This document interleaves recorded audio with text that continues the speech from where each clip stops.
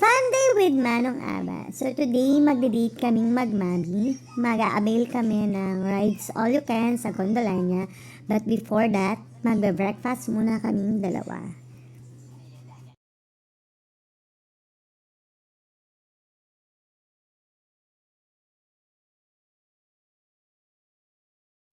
And eto na nga, ride all you can for 50 reals.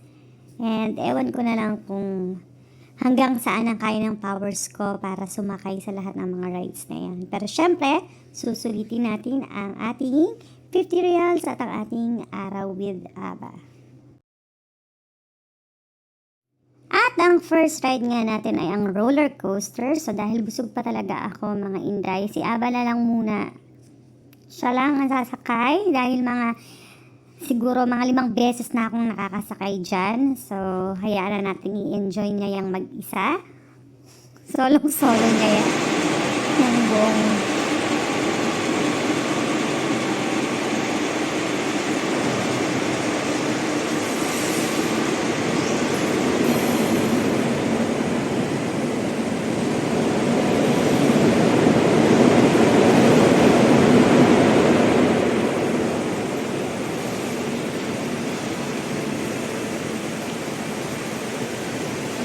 sana na-enjoy ni Manong Aba yung roller coaster kahit mag-isa lang siya. After ng roller coaster, nakaya naman siya dito sa biking. So, dalawa na kaming sasakay this time kasi kanina medyo parang malungkot siyang mag-isa doon. So, sasamahan natin si Manong Aba. And nagsabi naman tayo kay Sir, dahan-dahan lang. Nice naman, 7 out of 10. Siyempre, hindi mawawala ang Ferris wheel. Isa yan sa mga childhood rides na hindi mawawala sa listahan natin.